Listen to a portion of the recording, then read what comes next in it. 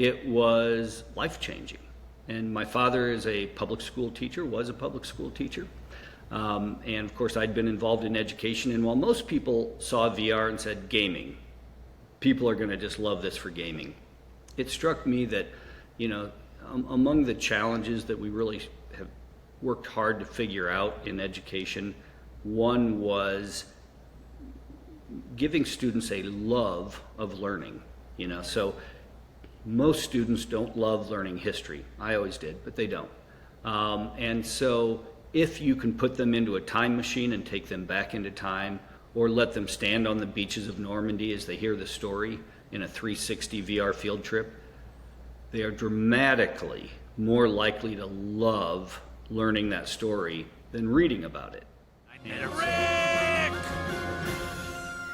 Welcome back to another episode of Meta Rick, where we talk about emerging technologies with creatives and technologists, mostly focused around Web3, the metaverse, XR technology, and artificial intelligence. Now, we tend to look at this through the lens of go-to-market, trying to pull in kind of practical examples of how people do business with these technologies as they start to evolve and become more prominent.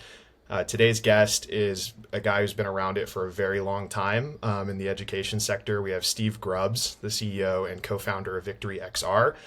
He leads a team of educators, developers, and designers who create immersive and interactive learning experiences for schools, corporations, and colleges as well. With over 6 years of experience in the VR education industry, he has a vision to transform the way people learn and teach using metaverse campuses and curriculum.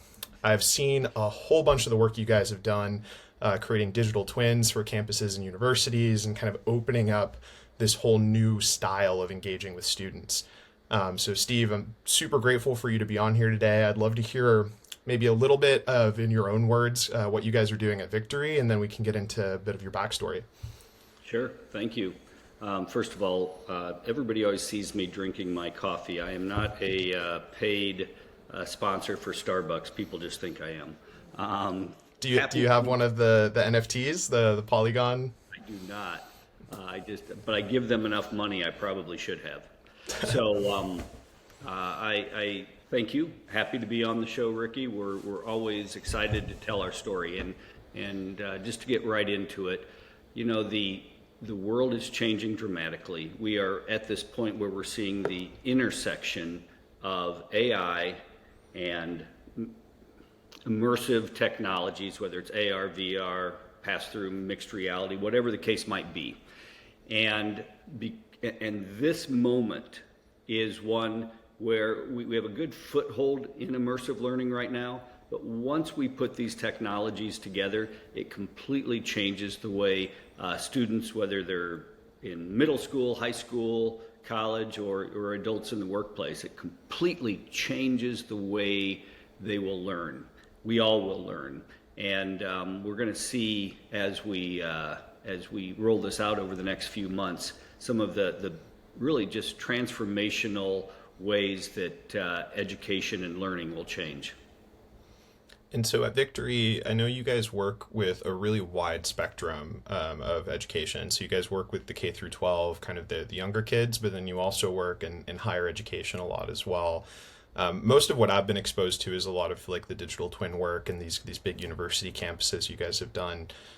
Is it basically a preset group of courses? Is it services? Talk us through a little bit of kind of the offering that you guys are putting out there for education. Yes, unlike most virtual reality education companies, we aren't producing a lot of curriculums per se. What we are producing is the space where you can learn, that a teacher can upload a lesson. So, most of us have gone to high school or college, and all of those teachers and professors, they already have their own curriculum. So they don't need us to recreate a curriculum. What they need is, if we're going to teach in an immersive space, if I'm going to teach chemistry in this digital world, then I already have the curriculum. I've got the tests, I've got what I need to teach. What I don't have is the space to do it. The beakers, the simulations and simulators. That's what I don't have. And so that's really where we focus. We build the world of learning, the classrooms, the campuses, the technology, the 3D objects, all of that we need. So, we do a portion of our deployment on Engage, which has been extremely great. And then we do another deployment on VXR Labs.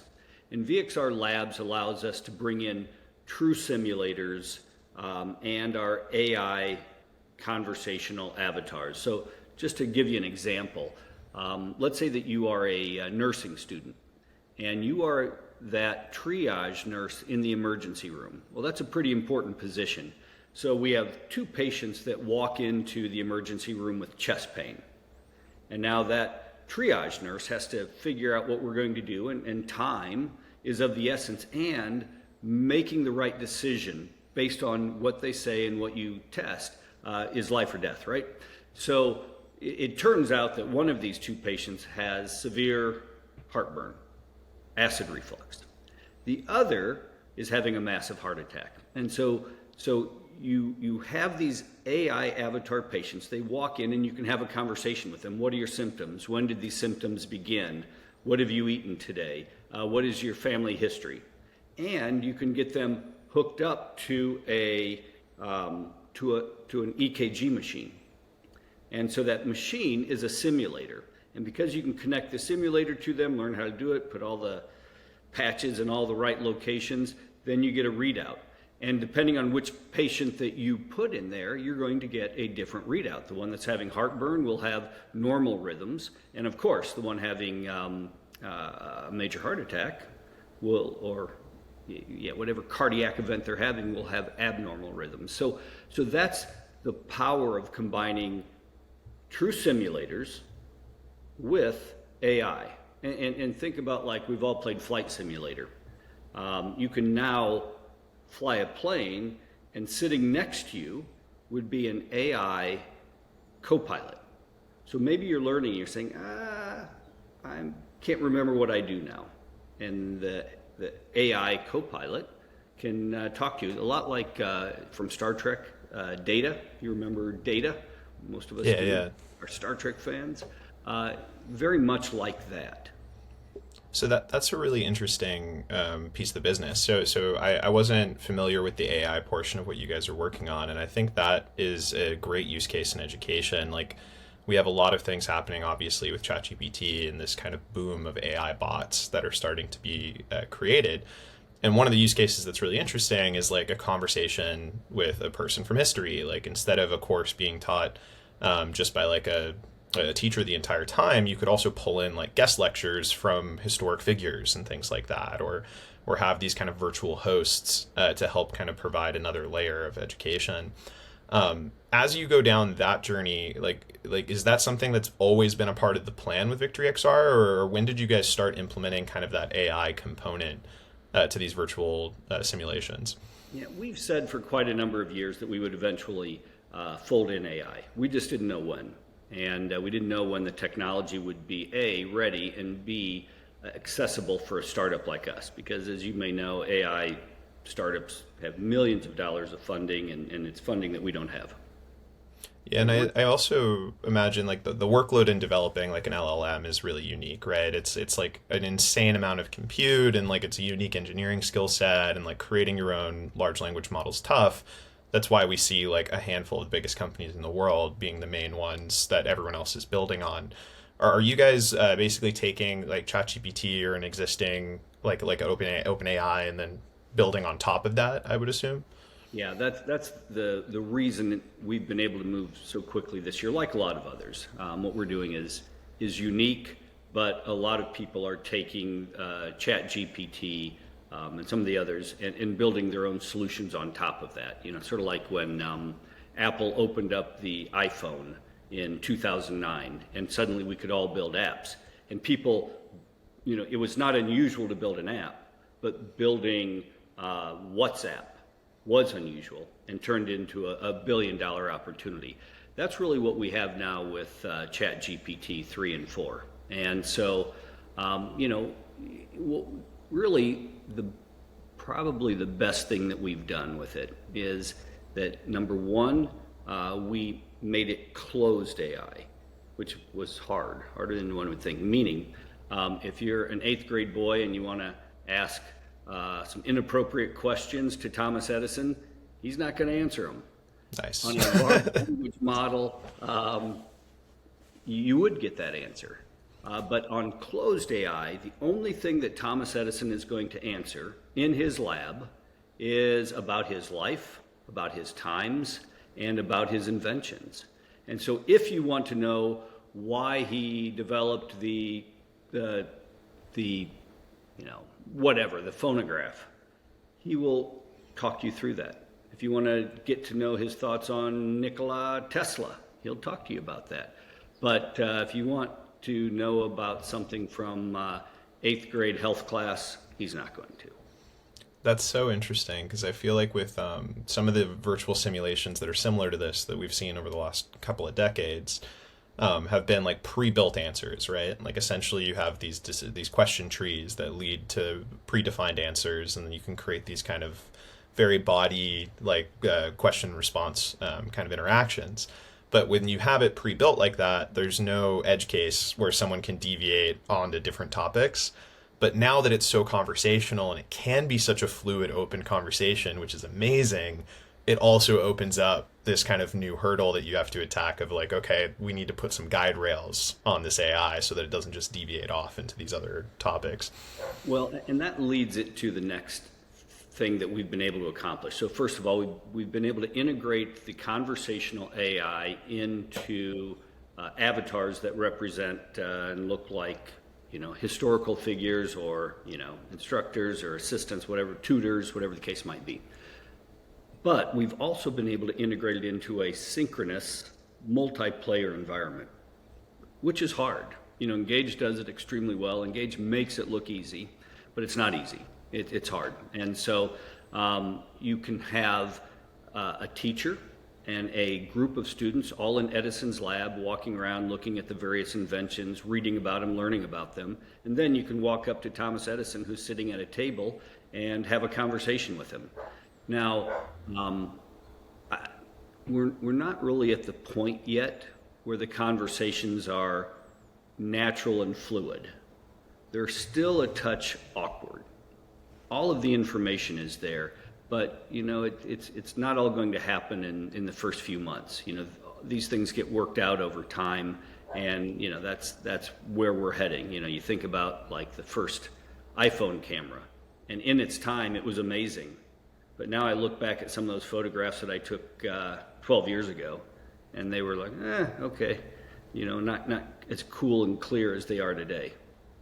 So last question on the AI topic, and then I want to kind of pivot into a little bit of your backstory before you created a VictoryXR. On the show, I love diving into kind of founder stories and how you kind of create these things. And also just how people get introduced to XR, I think is in general just really interesting with how long it's been around. But the last question on AI, so with these AI bots that you're creating, it seems like some of them are like historical figures, other ones are more like a generic, like a patient, for example, in the healthcare use case. I know yesterday at MetaConnect, Zuckerberg just kind of talked about how they created these AI personas. Like they have this series of AI personalities that they're putting out with their Meta LLM, right? So when you're creating these, can any professor kind of come in and say like, all right, I want an AI that represents this persona or this character? How easy is it to generate a new personality? Yeah. So, I will, in deference to my developers, not use the word easy. Because Fair. frequently I use that term and they say, this isn't easy. But we currently have a system in place where we can create them rapidly.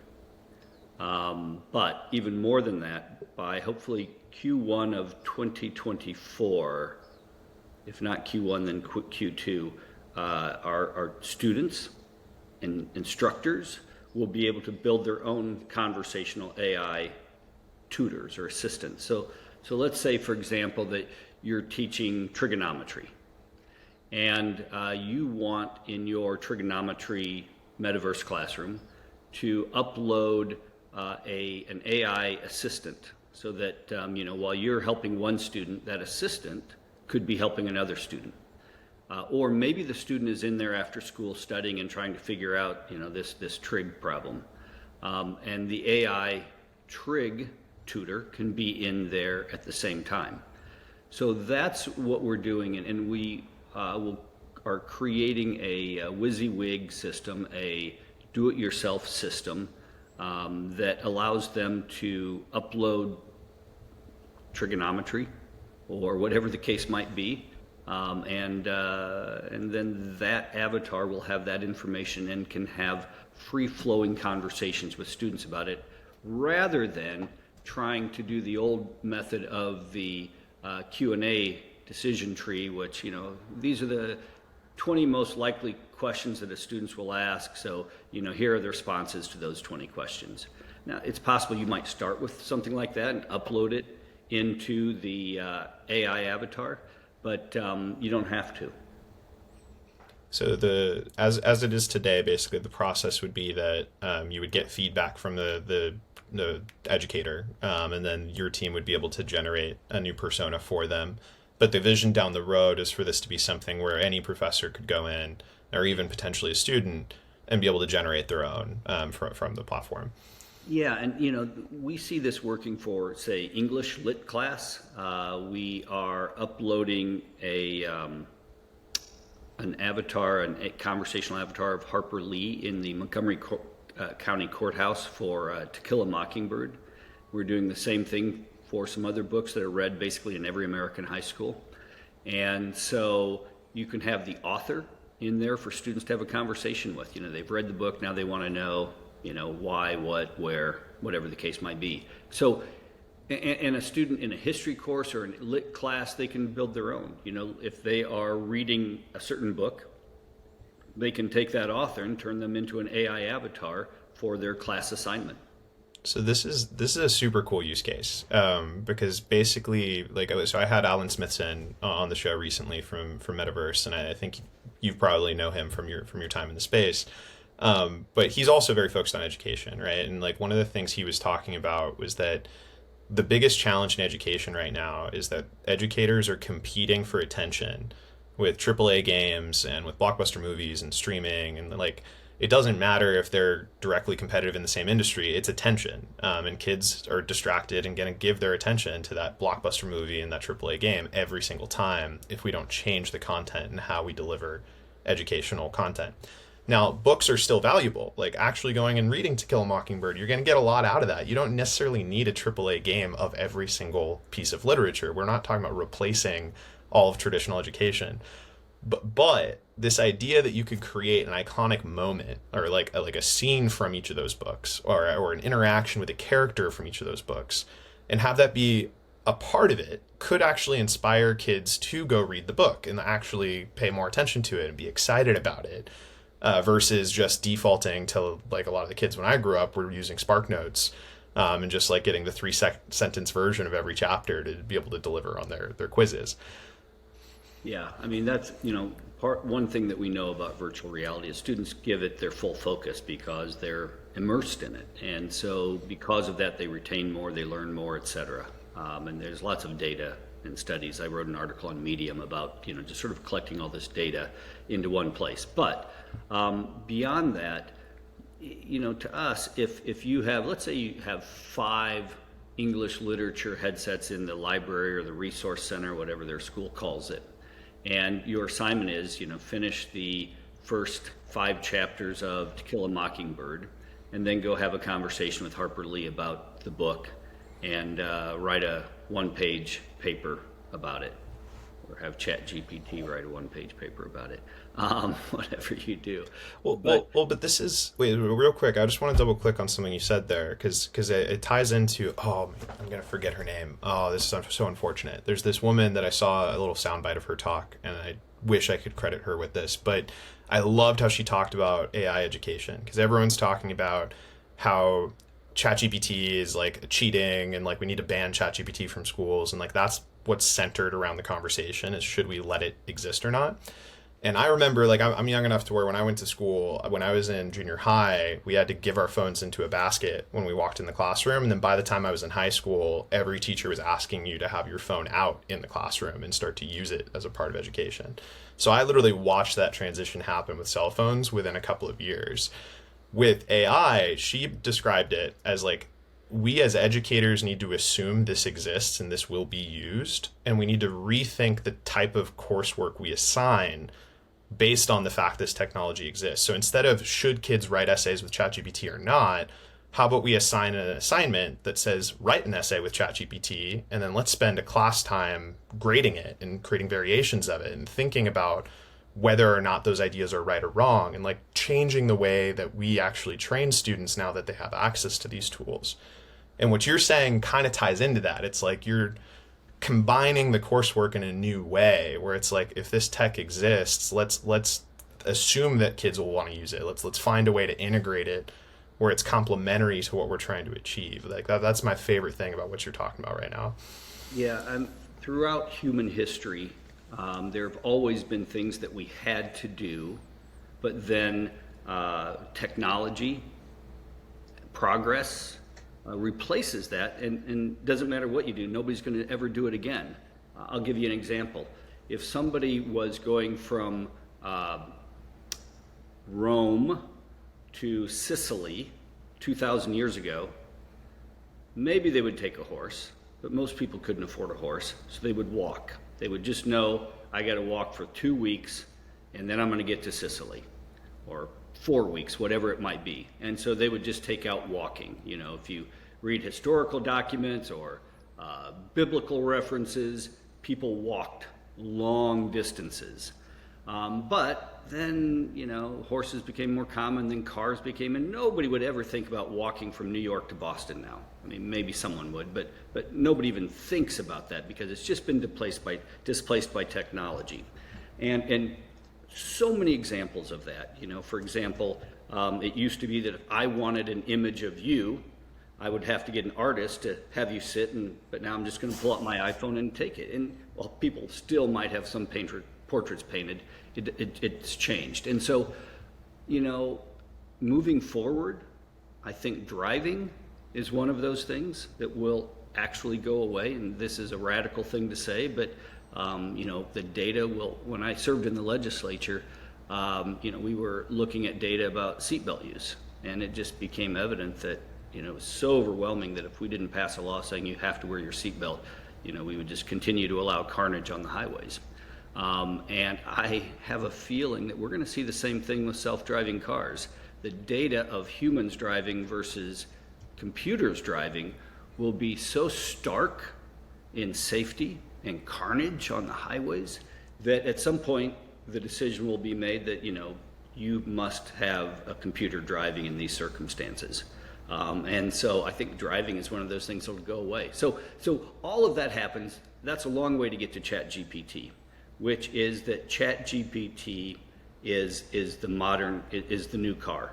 And there are going to be some things that we have done manually for a long time that are going to go away.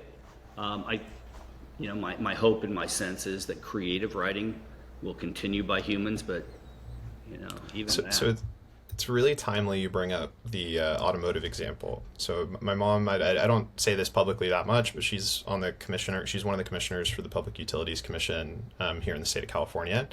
And they just voted in autonomous driving in San Francisco. And so that's been a big topic of conversation lately, is these self-driving taxis are now active in SF, and it's becoming a part of the practice. And I know that in California, I think that's going to keep on going down that trajectory pretty quickly. So it's really timely you bring that up. And it's a great segue into getting into your backstory, because when I was researching before hopping on this meeting with you, I saw that you spent some time in politics and that you went to law school before, and that's a very different background than a lot of the folks I talk to in this industry. The vast majority of people I've interviewed have some sort of like film background, or they were just a huge gaming enthusiast, and then they kind of pivot in, they discover this technology and get really excited about it. So it's a lot of like creative backgrounds. But with your background in law and with developing public policy, like that is a very, very interesting background to tie into pragmatic, kind of practical use cases of this type of technology.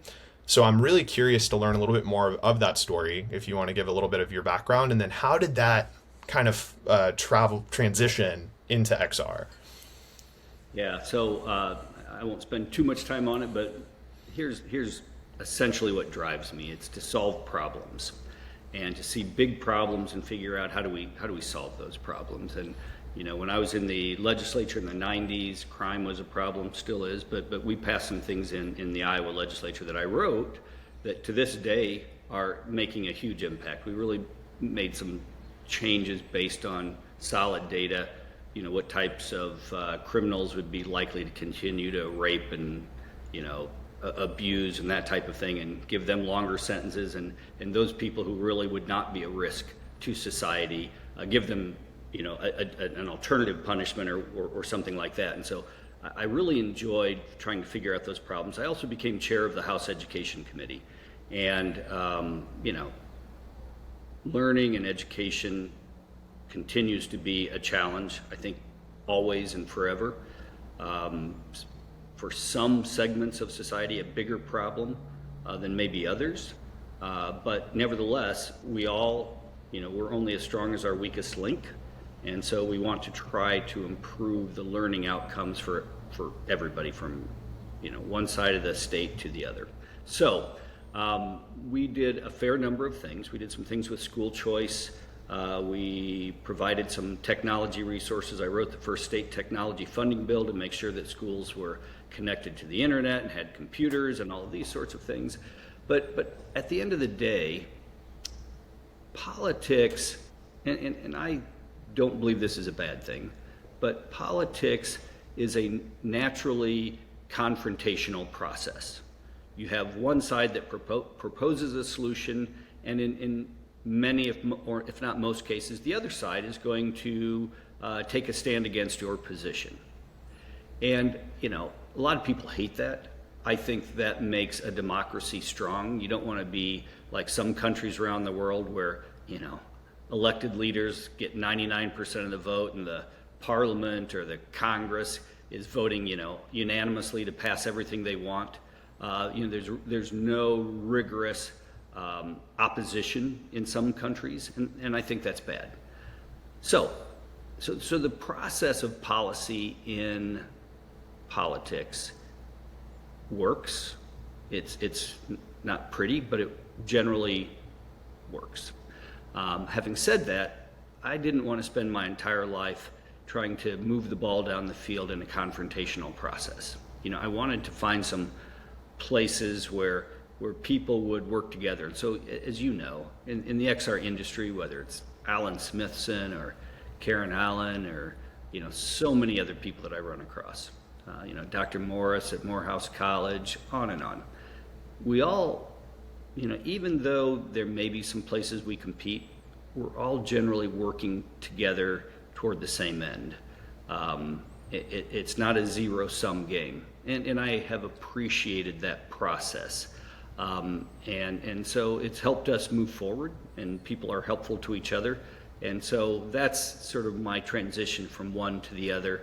And I respect people who are in policy making. It's hard. It's not easy, whether it's non-elected appointed people like your mother. I mean, those decisions are just as hard as the ones that are being made in the legislature. But somebody has to do it, and thank goodness people do. I've spent my time doing it, and now I'm doing something that I find a little bit more fun. Yeah, I definitely have felt that same thing you're talking about with XR, where it's very community partnership driven. I think that's why there's so much like there's a misconception that the metaverse and the blockchain are tied together as the same thing. It's like there's ways they overlap. There's ways that the data layer of living on chain could be a core piece of a virtual interconnected universe, right? But it's not a prerequisite. It's not necessarily a requirement. They're slightly different pieces of the conversation. But I think part of why they're so tightly close together is this idea of decentralization, this idea of community forward building is so closely tied into the culture of XR and kind of the early days of the people that have been building this industry over the last couple decades. And so with direct competitors, it's like I came from Engage, now I'm at Arthur, and I just saw them at the Lenovo event for Think Reality VRX. Super friendly. Like both of us are very supportive of each other. I still love the Engage product and the team that's over there. I love Arthur and the new team that I'm a part of now. We're slightly different. Like there's some deals where there's overlap, and there's going to be some face-to-face confrontation on some of those things. But at the end of the day, either side winning a big contract and continuing to push the industry forward is a good thing for both of us. And that's pretty consistently felt across most companies I've seen in the space. For you, like, so that makes sense to me, that attraction of getting out of a confrontational environment into a more kind of collaborative environment. But what was your first interaction with XR, as far as like a VR headset or a web XR experience, or what was kind of your first draw into the space? So, I'd read about it for a few years. I'd read about Palmer Luckey, and I'd read about how amazing it was. But, from the time that Facebook bought the Rift, bought Oculus, to the time they actually deployed the headset was like 4 years. It took a long time. And so in the meantime, people came out with phone-based cardboard VR. And so the New York Times did this deal where they created 360 VR, 360 video. And so that was my first exposure to it. And they shipped out the Google Cardboard, and then you dropped your phone in there, and you downloaded the New York Times app, and then you watched these 360 videos. And so that's what I thought VR was. I really didn't completely understand it, but I didn't need to, because it was amazing to me. And I remember they took me up in a helicopter. They did this little story about a guy doing sidewalk art, and he did this amazing sidewalk art, and they had the camera down on the ground, and then they put you in a helicopter, which today would just be a drone, and they took us up, and they filmed the sidewalk art from the air, and I got to ride in that helicopter, and it was life-changing. And my father is a public school teacher, was a public school teacher, and of course I'd been involved in education, and while most people saw VR and said gaming, people are going to just love this for gaming, it struck me that, among the challenges that we really have worked hard to figure out in education, one was giving students a love of learning. So most students don't love learning history. I always did, but they don't. And so if you can put them into a time machine and take them back into time, or let them stand on the beaches of Normandy as they hear the story in a 360 VR field trip, they are dramatically more likely to love learning that story than reading about it. And so that's really the power of what we're doing. And we see that everywhere we put our products. Students love to learn this way. You have to get over the friction of putting on the headset and downloading some things, but that's pretty small compared to the value that's received for students. And I think that it's interesting that the 360 video experience is pretty common for a lot of people as the first experience. And it's such a good gateway of like, here's a taste of what it could be like. And then once you get into a 3D space where you actually can manipulate and interact with objects and talk to other people, I think that's where the aha moment starts to come of like, oh, whoa, like I can get a lot more than just consumption of content out of this. This is really special. With your background in education, I think it gives you some unique kind of insight into the infrastructure around that industry, not just some of the core problems, but just a deep understanding of how they operate.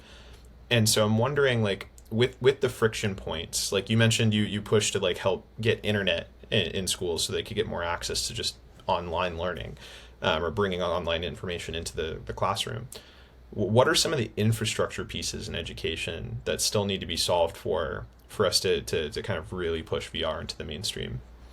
Yeah, I was fortunate to be elected at age 25.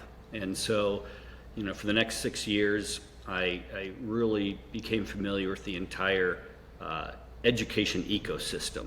There are the the government players at various levels, and then there are the nonprofits who impacted it, and then there are businesses that impacted it. And so sort of having that global understanding of how it all worked has been very helpful. So for example, we recently landed a contract with the state of South Carolina to build a learning loss metaverse for students across the state where they can come in and be tutored and all of that kind of thing.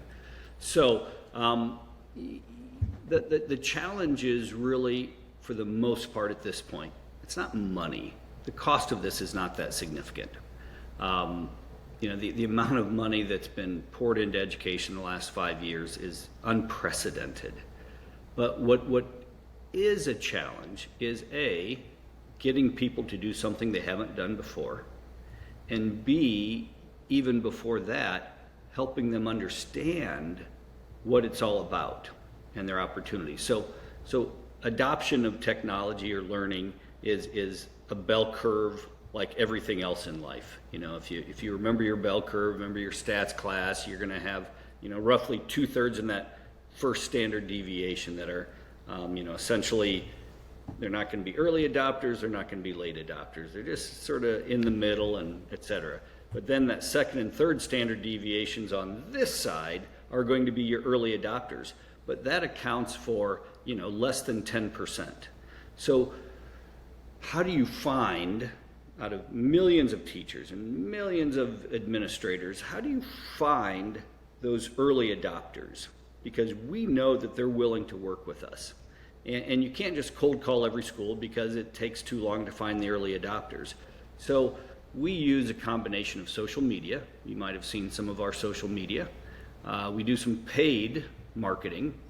And we do a lot of work at conferences, and I write a fair amount on Medium because we know that the first place that somebody who wants to be an early adopter will go is to Google or some other search engine and find the players, and we want them to find us. And then we have an opportunity to introduce our solutions, and then they can decide if our solutions fit what they're looking for or not. But that's just that mindset is the single biggest challenge that we have to overcome. And I don't know that there are certain technologies that are adopted more quickly than others. Once the iPhone hit the market, I think that was the fastest technology adoption in history of hardware. This is not that fast. So we have to work a little bit harder to explain it to people and help them, join in the immersive learning world. Well, yeah, I think the tricky part with this type of technology is like in a video or like something you see online, it's like really hard to fully grasp the value and the feeling you get. And it's something you really got to try and like put a headset on yourself. Like one of our partners was just say, like a direct quote was basically, no one buys this on Teams. Like you might have Teams calls or video calls in between to talk about strategy that's just a little faster and easier to hop on and chat real quick, similar to like a phone call, right?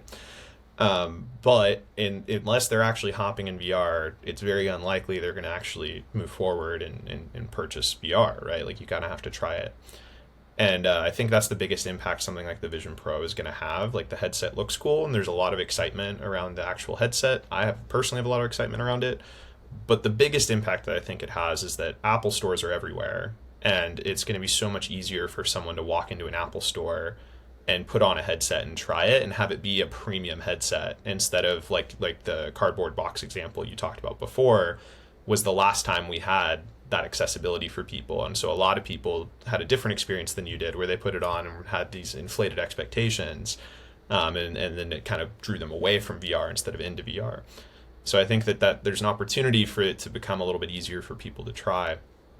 Outside of that though, outside of just like getting someone in a headset, you kind of have to meet people where they are in their journey. Some people are those early adopters you mentioned that are super excited and like they've tried VR, they've lived in VR. And then you have this other group of people that have maybe never put a headset on before and they're just learning how to walk and pick up an object. Two questions. One is, what percentage of your customers are like experienced VR users versus those first timers? And then second question is like, what is the process for each on like how you onboard or how you kind of educate them on your product? Great question. Well, if we break people into three categories, no experience, moderate experience, and very experienced, the vast majority of our customers are in the middle category, moderate experience. Most people have at least some introduction to VR at this point because they've attended a teacher's conference or an education conference and went to a booth and tried on a headset, or they might have them at their school. So, very few people are, just real VR pros. So what we do is we built a micro certificate program where an educator can earn a micro certificate from VictoryXR in a process that teaches them essentially two things. One, how do you integrate curriculum into a spatial 3D learning environment, a metaverse style environment? So that's the first thing that they learn, and they also learn best practices in teaching, and they learn the data, what's working, and what does the data say about students learning it. So they learn that piece of it.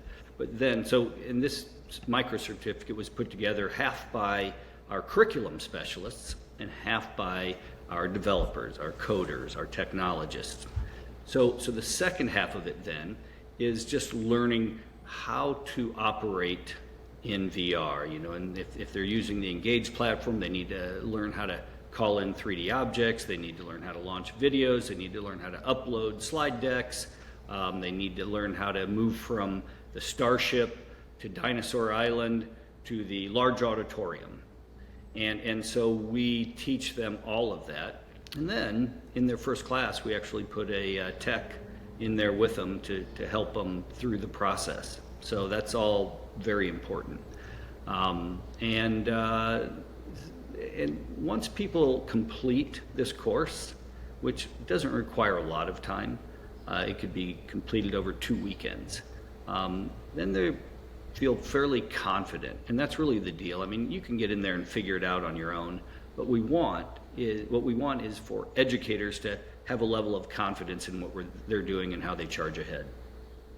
I like that. I like the way that you frame that on confidence, because I think that if you don't feel comfortable, you don't feel confident in owning a session and hosting a meeting, like it's already tough enough to manage a group of students in a classroom or on a video call.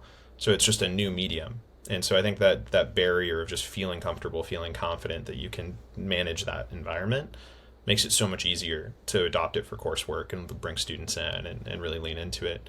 Is there a difference in onboarding a teacher versus a student? I'm guessing a lot of the teachers onboard students on their own once they've gone through the certificate, but I'm curious if you've seen a difference in, like, maybe the younger generation adopts it faster, maybe it's easier for them, maybe they're more excited about it, maybe not. I don't know. I'm curious.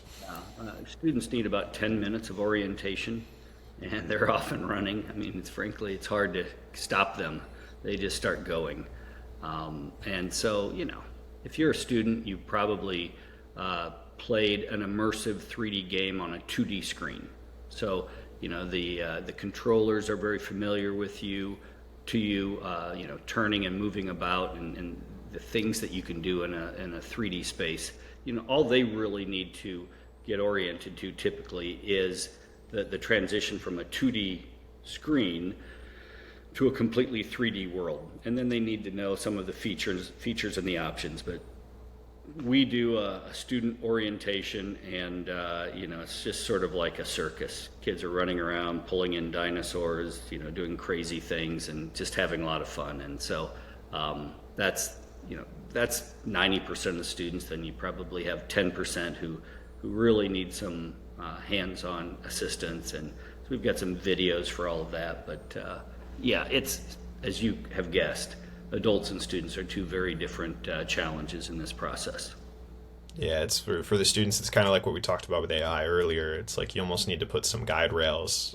It's like, okay to be really excited in the first place. It's the whole point, is you want them to get excited about it and lean into it. But then it's like, okay, like refocus, like we're here to go through a learning process still. So that makes a ton of sense.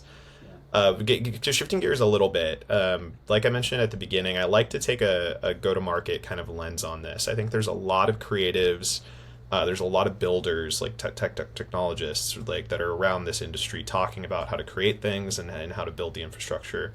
but I think there's a lack of content around how do you do business in this industry because it's so new, and like teams are sometimes hiring their first salespeople right now and like really trying to build that marketing and sales motion. So you don't have to get into the necessarily specific numbers. I know some deals can be confidential and things like that, but if you could share an example of a big deal you've won, a little bit about the process, maybe a rough ballpark figure of what the cost of an activation like that could be. It'd be great to kind of hit some of those points on a specific deal if you can think of one. Sure. We've done a lot of deals, and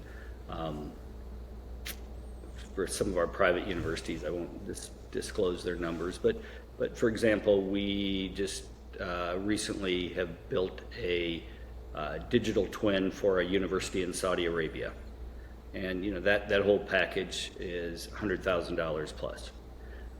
We recently sold a package of career and technical education, what used to be called vocational education, to a school district in Alabama, and that's another $100,000 plus deal. So those are larger deals, and those include licenses and headsets and digital construction. But most of our schools are purchasing. If you're a high school or a middle school, they'll typically purchase between 10 and 50 headsets, and then they might purchase 3 years of licenses for those headsets. And so, those deals are going to run $10,000 to $25,000 generally. Universities are going to generally do deals between $25,000 and $75,000. They might want an entire digital twin campus. They might want 100 headsets with licenses for different colleges. So our licenses are inexpensive for in the big picture, $200 a year per license or less. So, and it's an all-you-can-eat 24/7 option. So you get all the features and the full subscription and the whole deal. So it's that's really affordable. Yeah. Based on the content I've seen you guys, like it's a pretty robust library of environments and objects, and like I would argue one of the most robust libraries that's out there.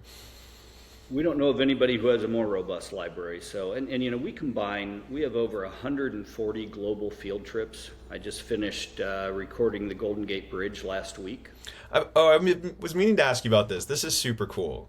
So speaking earlier about your social media and stuff, like I've seen a few of these videos on your LinkedIn, and they're kind of like 360 video of you like walking through and talking about an environment. So now we're actually at the cemetery here at Omaha Beach.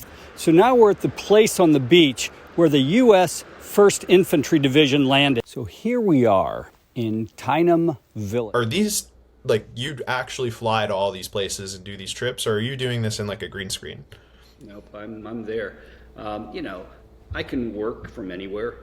I work on the plane, I work from a hotel, I work from a Starbucks, wherever. So managing the company isn't, I don't have to be in a set location for that. One of the things that I can contribute, sort of learning from my father, the history teacher, is I can teach history. And so we'll pick a moment in history, and the Golden Gate Bridge is a good example. We will shoot 5 to 7 different segments. Actually, a better example is D-Day. So I started in the United Kingdom on the beaches that the Americans took off from when they were heading to Normandy. So you could just you could see the English Channel, you could see where they took off from, you could see the port. And then, the next location is in Normandy. It's over in France. You take the channel underneath the English Channel to get over there. And now you're standing on the shores of Normandy. And we use video, we integrate video within our video. We integrate 2D images so that people can see what actually happened on this location, right on this sand. Then we go into a German pillbox so that students can look out over and see where the view from the Germans. And we went to the monument there, and then we went to the cemetery there, which is very powerful. And so this allows students to actually stand in these locations. They can look down and see the grass, and we enhance it with sound effects and and sometimes background music and graphics explaining the points. Now we're at this location, and here's what happened here, and this was the specific date. So it's a very active visual experience, and we've done this year Egypt and London and San Francisco and Colorado. Next week we will be in Utah at Moab. So it's a very interesting part of the job, but for students being able to travel and take these field trips, I think it's powerful. Well, it just opens so many doors for students that maybe couldn't afford to travel and go see these places. And if they have a dream or want to save up and go to one of them, or like be able to take some of those trips, this gives them a chance to like dive into the history and get to be there and like feel it. And then if one really resonates, then to double down and kind of lean into it. I know you guys are really focused on education, but I could totally see that use case making sense for like a booking.com or like a big travel company creating like city guides to boost tourism and things like that too. The other, so kind of getting back into the deal structure a little bit. So you mentioned you do some of these kind of mid-sized deals and some of these big kind of six-figure contracts. On the buy side for an educator, like what are the stakeholders involved in the buying committee when they're looking to weigh in on whether or not to move forward? Yeah. So generally, there's somebody that's driving it. There's the catalyst, and that frequently will be a school teacher, a professor, somebody who really wants to see this integrated into their campus. Maybe they've tried it somewhere else or they've read about it, and so you have to have the catalyst. Then you have to have the administrator who's going to sign off on this, and most of the time that seems to be a provost or a dean. And then there has to be the funding. And the funding might come from a couple of different sources. It might be some campus dollars that they have through a grant, or it might just be through their curriculum budget or their technology budget. Or it might be the catalyst, the professor, teacher going out and applying for a grant. We assist them with that. We have a whole process there. So really, it's three different levels, and then sometimes a university like West Virginia had an entire immersive learning committee from various colleges, and that committee looked at vendors and options, and then made decisions on who they wanted to work with. They knew they wanted to work with someone, so we were fortunate. Is that becoming more common to have like these committees or these teams dedicated to this? Yeah, what we find is that most colleges and universities now have somebody that administration has said, hey, we need you to figure this out. Our competitors, other colleges that are in our same conference have started offering classes in virtual reality. We need to figure it out as well. And so somebody has a bit of a budget to do a test run, and they're just talking with potential vendors. And so that's where we come in. Love it. So I know we're coming close to time here. We've got a couple of minutes. Anyone who's listening that is an educator, it fits that description of stakeholders. These are great guys to talk to. They've got a really robust library, like we talked about earlier, and like literally the best people, I think, if you're an educator trying to dabble in the XR space or lean in and kind of double down on the XR space. One other thing I want to touch on with our last few minutes, and then we'll give you a chance to kind of plug where people can find you, is you just announced something pretty big with this Lenovo partnership. We talked earlier about the industry is so collaborative and this ecosystem approach of like very partnership forward sales processes. And I saw this right as I was pulling up to Raleigh to go see the Lenovo headquarters and demo Arthur on the Think Reality VRX. I saw you post on LinkedIn that you've just announced this big partnership, and I walk in and I see a couple of your teammates, and I'm like, oh my gosh, like I'm about to interview Steve next week. This is crazy. So talk us through a little bit of the relationship with Lenovo and kind of what you guys are doing together. Yeah, so we announced a deal with Vive a couple months ago, and then a new one with Lenovo. The Vive deal puts our VXR Global Traveler app on their Vive Flow, which is a lower cost headset for Vive. Some of their headsets are $1,000 or more. But this one's less expensive.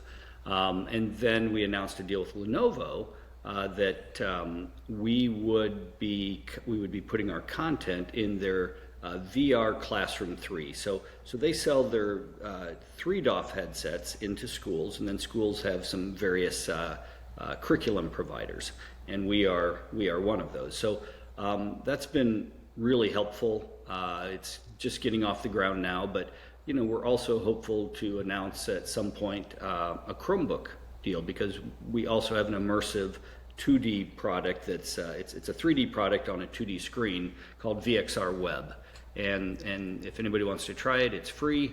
There's a subscription level, but there's also a free level, and a lot of amazing free content on there. So that's and we'll also be announcing deals coming up with some other major players. We're working on something with the Quest 3, which will be groundbreaking.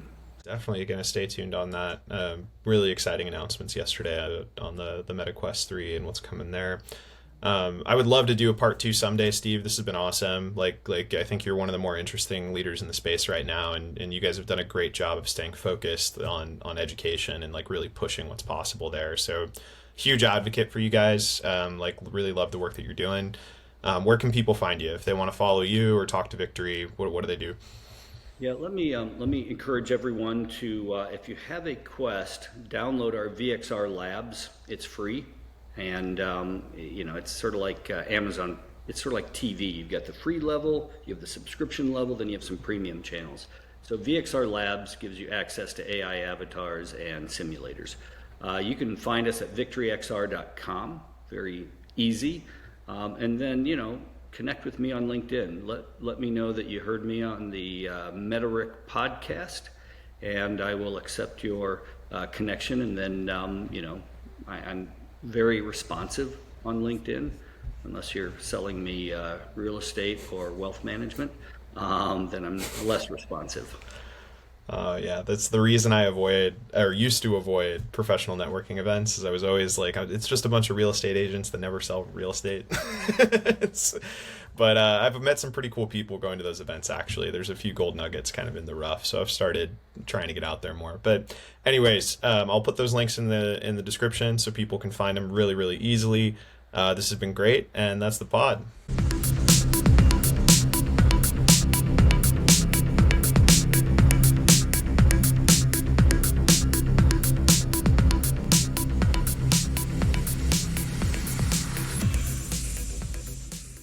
I'm Meta.